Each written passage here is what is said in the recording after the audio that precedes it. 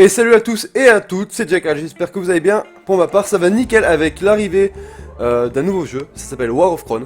Donc c'est sorti il y a même pas un mois, il y a une semaine et demie je dirais. Donc le voilà, c'est ça. Alors c'est un tactical.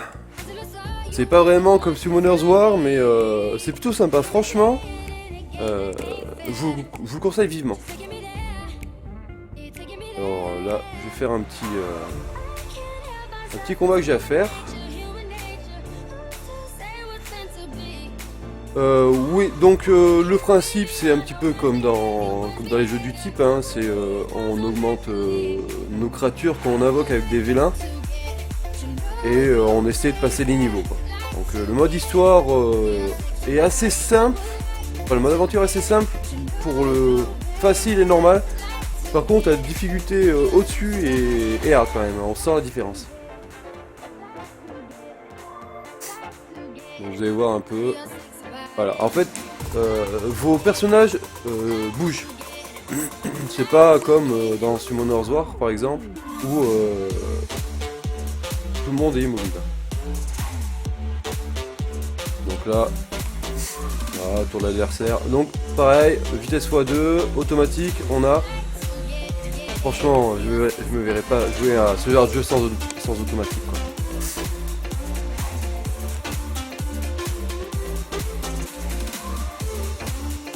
Voilà, juste après, je vous dirai un petit peu les monstres qui, pour ma part, je trouve qu'ils sont bien pour l'aventure.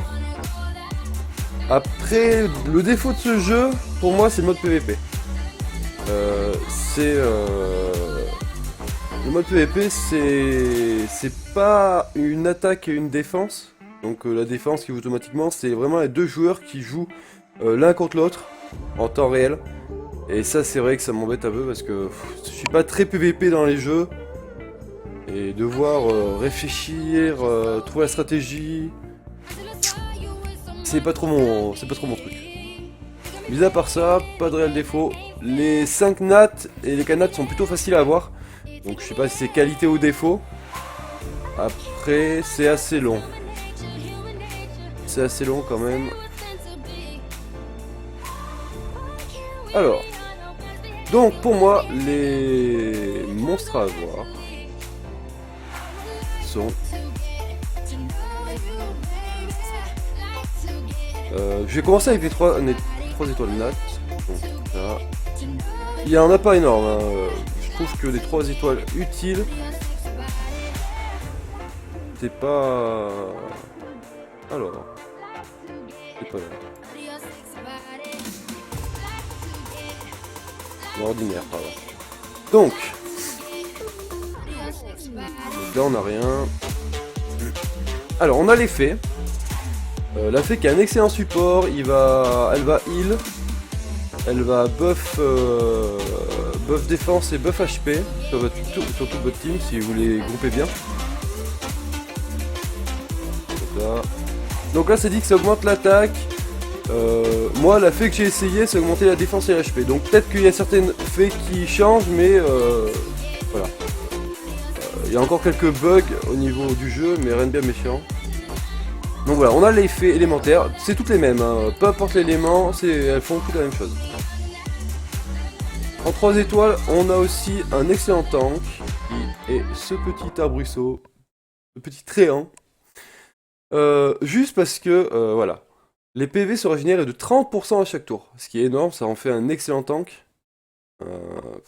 Un truc difficile à tomber, si franchement vous arrivez à bien l'équiper, vous allez avoir du mal à le tomber, quoi. Alors, en 3 étoiles, on a aussi, j'ai pas essayé, mais beaucoup de personnes disent qu'il est bien, il est là. On a le petit dragonnet, le petit rejeton. Donc c'est un mage. Je sais pas ce qu'il vaut. On m'a dit qu'il était bien.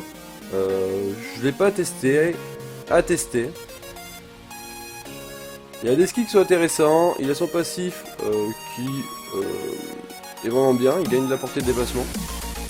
Donc franchement, ouais. Si vous avez vraiment pas de chance sur les loots de monstres, voilà les 3 étoiles à monter. Il y en a qui parlaient aussi du mage orc. Je sais pas, déjà il a pas de passif. Bon, il a des AOE, il a 2 AOE je crois, sur chasseur. Mais il met pas d'effet négatif, rien, il donne pas de buff. Alors personnellement j'en suis pas fan. Bon, passons aux 4 étoiles. Alors on a, pour commencer, ceci. L'officier de Devenir. Alors on l'a gratuitement. Même si on n'a pas de chance, on l'aura obligatoirement. Et je trouve ce monstre particulièrement fort via son passif. Inspire les alliés, augmentant leur attaque physique de 30%.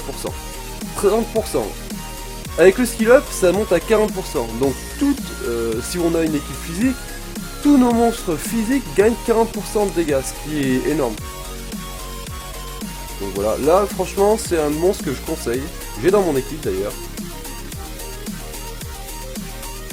Alors là... je vous conseille pas les autres qui sont ici.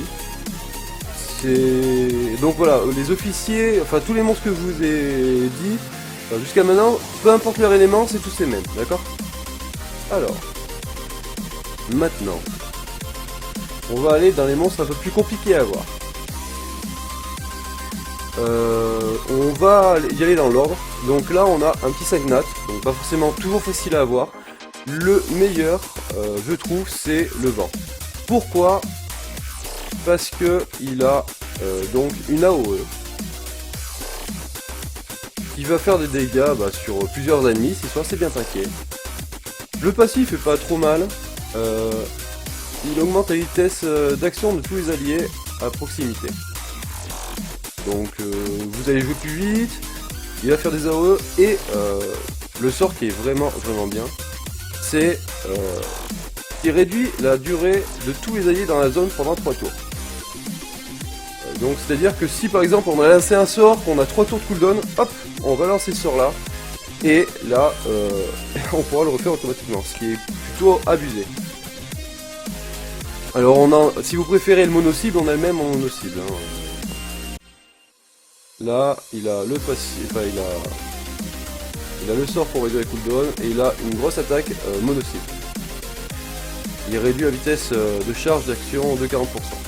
Donc ce qui fait que l'ennemi jouera moins. Et par contre le passif n'est pas le même. Il augmente la résistance aux effets négatifs de 15.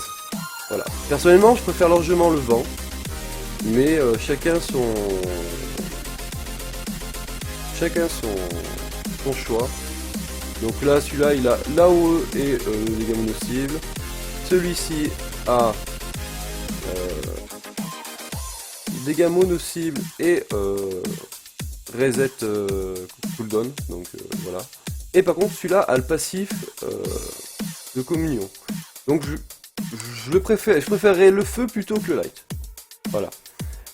Donc à choisir, je dirais vent, feu, et ensuite les autres, bon c'est un petit peu moins bien. Le dark il a à la fois l'AOE et le gros dégâts mono-cible. Donc voilà, ça sera vraiment un DPS pur, ça sera pas un mi-DPS, mi-support. Donc le vent, pour ma part, je trouve que c'est le meilleur. Ici, nous avons... C'est laquelle c'est là? Ouais, ce mob là, bon, je vais pas forcément le conseiller, mais j'aime beaucoup le lumière. Donc voilà. Je fasse pas plus parce que c'est pas un monstre à monter, je trouve, dans l'immédiat. Alors par contre là, on a Arendelle. Le light est monstrueux, ainsi que le haut. Pourquoi? Il a un passif qui réduit tous les dégâts subis de 7%, plus 8% une fois skill up. Donc c'était 7-14 plus 1, 15%. Voilà. On se prend 15% de dégâts en moins, vous allez voir qu'au bout d'un moment on se prend des sacrées pépites et c'est plutôt agréable d'avoir cette réduction. Là on a un bouclier qui absorbe 25 dégâts. Je dirais... Non, c'est pas 25 de dégâts, hein. La traduction doit être mal faite. Voilà, ça doit être... je saurais pas vous dire, mais c'est un bouclier qui absorbe tous vos alliés et qui leur empêche de recevoir un montant de dégâts pendant 2 tours. Là, il a un sort AOE. Il me semble. Un sort AOE fait mal par rapport à son attaque et à sa défense. Et son attaque basique. Il y a aussi le haut qui est à peu près pareil. Juste sa deuxième attaque qui change. Fiche des dégâts, 30% de défense. Et bon, c'est mono-cible, mais ça repousse l'ennemi. Donc, si vous voulez pas forcément avoir un ennemi au corps à corps, hop, on peut pousser. Voilà les deux meilleurs de la catégorie des Arendelle. Le light et le haut. Je trouve qu'ils se valent. Si vous préférez du mono-cible et un petit peu de contrôle, le haut sera meilleur. Et le light, si vous préférez des dégâts à haut. Alors, ensuite, on va passer sur... On n'a rien... Honnêtement, on passe vite fait, hein, parce que c'est juste un monstre que j'aime bien. Dans tout cela, mon préféré c'est le light. Le light, parce que vous pourrez checker... Si vous l'avez, vous pourrez checker ce sort. Je trouve qu'ils sont assez intéressants, surtout son passif. Dès que ses HP sont à 50%, il augmente sa défense. Donc si vous avez build un peu défense, il sera dur à tomber. Mais voilà, je trouve qu'ils sont pas ouf, ceux-là. Les grandes prophétesses, les Feria, je m'y suis pas trop attelé. Mais en vrai, je crois que c'est la Dark qui me semble la meilleure. Non, c'est pas la Dark, c'est la Light en tout cas. Donc là, il désarme l'ennemi. Donc il dissipe les buffs, les effets bénéfiques. Et il réduit son attaque physique, ce qui fait que l'ennemi fera beaucoup moins mal. Ça sera très utile contre certains boss. Au début de la vidéo, j'ai fait un combat. Il y a des combats beaucoup plus durs où il y a un boss. Et ben franchement, si on a un debuff comme ça, c'est très très plaisant. Et là, on a protège un allié ciblé contre toutes les attaques pendant 2 tours. Et les attaques régènent. En gros, ça régène de 20%. Donc pour moi, c'est la light la meilleure. Les autres éléments sont pas dégueulasses. Hein. Si vous les avez, honnêtement, vous n'avez pas à vous plaindre. Mais pour moi, la light est bien. Ensuite, nous passons à un monstre farmable, entre guillemets. C'est un monstre qu'on aura avec l'histoire au bout d'un moment. C'est la Harine Light. Pour moi, c'est la meilleure des Harines. Juste pour un truc, elle coupe à la fois une AOE de heal. Donc dispense instantanément à tous les alliés ciblés, ce qui est à portée de soins équivalent à 25% de leur point de vie, quand c'est pas ce qu'il a. Donc, pas besoin de puissance, pas besoin d'attaque, c'est par rapport à leur point de vie. Et là, on a un raise, ressusciter un allié mort situé à portée avec 20% de points de vie. Les PV d'Harine baisse de 20%. En gros, on sacrifie 20% de nos points de vie pour faire ressusciter un allié qui a perdu le même montant. Son passif est très très fort si on la build de tank, parce que elle va régénérer tous les tours 20% ses points de vie que toi je porte. Donc si vous la mettez full point de vie, elle va régénérer, elle sera très très dure à tomber. Ensuite on a...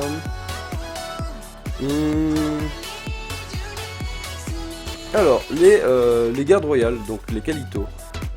Mon préféré, c'est celui qu'on a aussi gratuitement.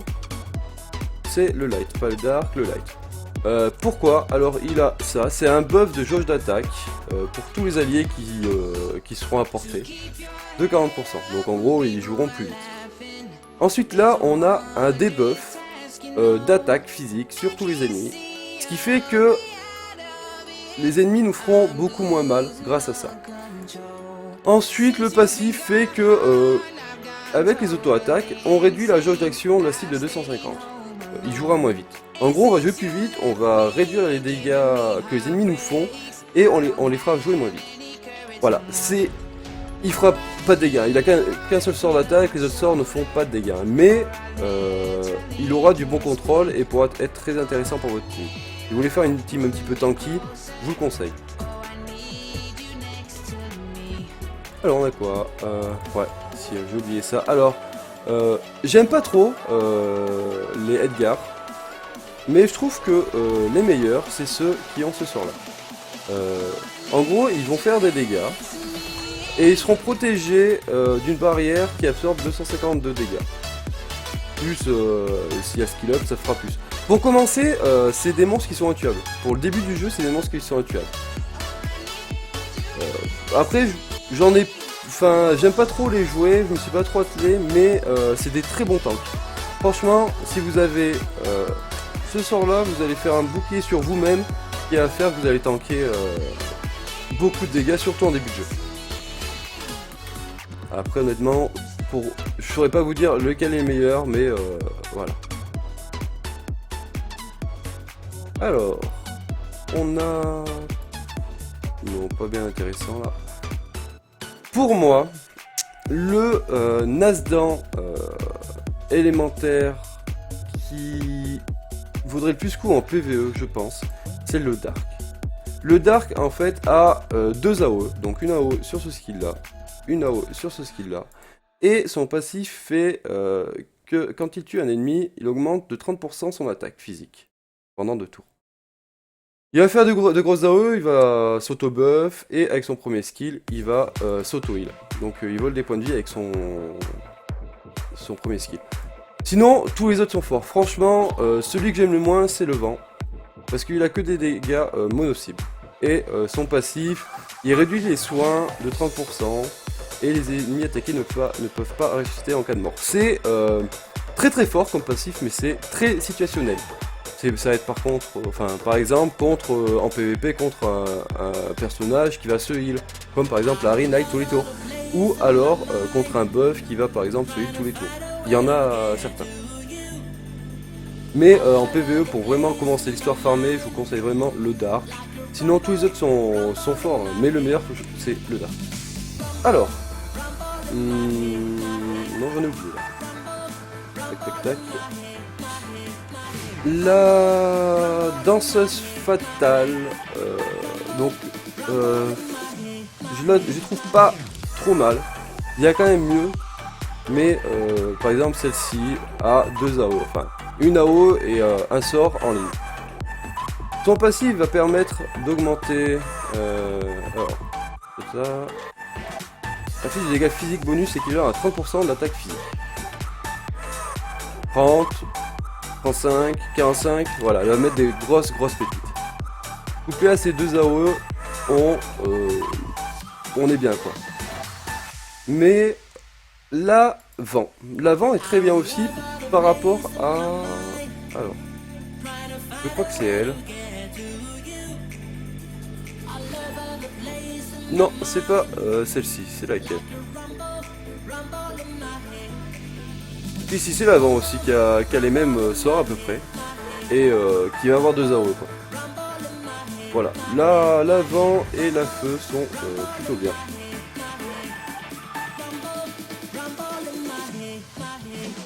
Ah, ça c'est un monstre que j'affectionne particulièrement. C'est la tueuse d'ombre, la Cine. Celle que j'utilise c'est la Dark. Voilà. C'est pour moi la meilleure. Après, c'est mon avis personnel parce qu'il y en a d'autres qui sont très très fortes et qui ont leur atout. Pourquoi pour moi celle-ci la meilleure? Déjà elle a 2 AOE. Donc une AOE ici qui va mettre du poison en plus. Et une AOE ici.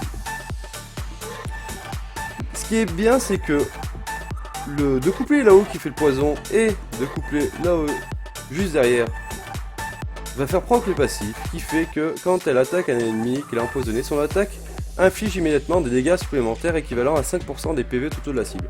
Donc par exemple là on met une AOE sur par exemple 4 monstres. Là on va faire les dégâts juste derrière, ces 4 monstres vont recevoir des dégâts supplémentaires. Sinon, les autres sont pas trop mal non plus. Mais en vrai, je trouve qu'elles valent pas la Dark.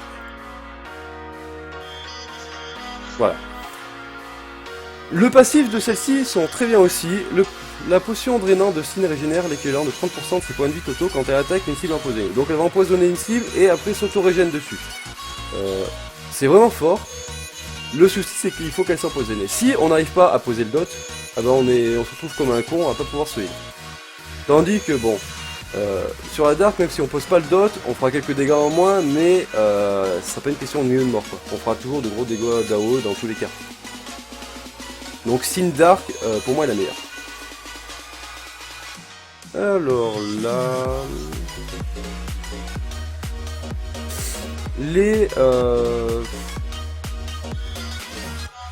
Les Karines sont pas mal avec... Je vous retrouve le sort. En gros, elles ont un sort qui fait qu'elles vont break Def. Je sais plus laquelle c'est, mais franchement, pas forcément un monstre à garder dans les médias. Vous gardez-les de côté, mais c'est pas forcément un monstre qui va vous être ultra utile pour commencer. Ah, donc on passe aux orques. Pour moi, l'orque qui est le meilleur, c'est celui-ci. Il a 2 AOE, donc une AOE ici et un sort en ligne ici, qui va taper sur 3 cases. Plus un passif qui fait qu'à chaque fois qu'il se prend des dégâts, il va augmenter sa jauge d'attaque de 200 et une fois que ça scale, 100 de plus. En gros, plus il va se faire taper, plus souvent il va jouer. C'est... voilà, pour moi c'est très fort parce que bon, il va encaisser des dégâts et il va pouvoir en retourner assez souvent. Après, franchement, le passif des autres orques sont plutôt très bien aussi parce que là, augmente ses dégâts de coup critique de 50%, plus 15, plus 25, donc 50, 40, donc 90%. Il va sacrément cogner. Donc le feu, par exemple le feu, le haut, ceux qui ont ce passif là, à build off tank, donc à build avec des HP et des dégâts. Par contre celui-là à build full coup critique, full dégâts critiques quoi, et vous allez mettre des pépites de monstre quoi. Voilà. Après voilà, celui-ci est très bon aussi, sauf que il va avoir une attaque mono-cible qui va réduire la portée de déplacement d'une case. C'est très fort. Il y en aura qui préféreront ce monstre. Il n'y a pas de souci, je comprends tout à fait. Je dis pas que le feu est meilleur que le haut, je dis juste que pour moi, je préfère avoir beaucoup de dégâts haut, surtout pour clean l'histoire, qu'avoir un gros dégât mono-cible. Le vent, lui, il va avoir une attaque qui va étourdir pendant 2 tours. Donc 2 tours d'étourdissement. Si on arrive à le poser, le mob il joue pas pendant 2 tours. Ce qui est très fort. Voilà. Donc il y en a qui ont préféré le vent, il y en a qui ont préféré le feu, il y en a qui ont préféré le light, le dark. Personnellement, je préfère le feu. On passe aux assassins Lycian. Le feu, le haut et le dark sont très forts en PVP car ils peuvent se rendre invisibles. Voilà. Après moi, pour la vidéo d'aujourd'hui, ce qui m'intéresse c'est surtout le PVE. Donc on va surtout s'intéresser au vent et au light. Donc le vent a 2 attaques au corps à corps. D'accord. Dont celle-ci qui va taper en fonction des PV max de l'ennemi. Mais ce qui est aussi intéressant, c'est son passif. Le Lycian régénère des PV équivalents à 20% de l'attaque physique. Donc plus on va taper fort, plus on va soigner. Ce qui fait que c'est un assassin de base qui va avoir une plus grande survivabilité, il va pouvoir tanker, alors que un autre assassin qui n'a pas cette régène ne pourra pas tanker. C'est pour ça que tout à l'heure je vous disais pour c'était la Sin qui se régène, c'est bien, elle se régène, mais que si l'ennemi est empoisonné. Tandis que là, et ben au moins il se régène, on est sûr qu'il se régène quoi. Le light c'est le même, sauf qu'à la place d'avoir cette attaque là, il va avoir une attaque à distance qui va réduire la jauge d'attaque de l'ennemi. En gros l'ennemi tapera moins vite. Et pareil, il aura le heal. Voilà. Dans l'histoire on a donc, je vais vous montrer, tac. On a l'aventure, donc c'est les étapes à faire. Le royaume des fées, c'est les donjons. Et les recherchés, c'est des wanted. C'est des boss qui apparaissent quand on finit certains niveaux de l'aventure. Et bien au hasard, ça va pop et ça va nous mettre un boss à tuer pour avoir des objets qui sont meilleurs que ce qu'on peut avoir. Là, on a l'histoire. On a l'histoire à faire, ça nous permet d'avoir non seulement des cristaux, mais en plus on va pouvoir choper des monstres comme je vous disais tout à l'heure. On peut avoir la Arin Light, on peut avoir le Tank Light, j'ai plus son nom. On peut avoir Arin Light, le Calito, voilà, Calito Light, et on peut aussi avoir l'officier de Devir. Voilà, j'espère que mes conseils auront été utiles. Si certaines personnes ne sont pas de mon avis pour des monstres, vous pouvez me le dire par commentaire, il n'y a aucun souci. C'est juste mon avis personnel, hein. J'ai pas été voir les pourcentages au niveau du ratio des sorts, etc. Ça, j'ai pas regardé, c'est au niveau des sorts, de l'utilité qu'on peut en avoir, surtout en histoire. Donc pour commencer le jeu, voilà les monstres que je vous conseille. Sur ce, je vous souhaite une bonne journée, j'espère que la vidéo vous aura plu. N'hésitez pas à liker, à partager, à me suivre. En tout cas, ça fait plaisir de faire des vidéos pour vous. Bonne journée.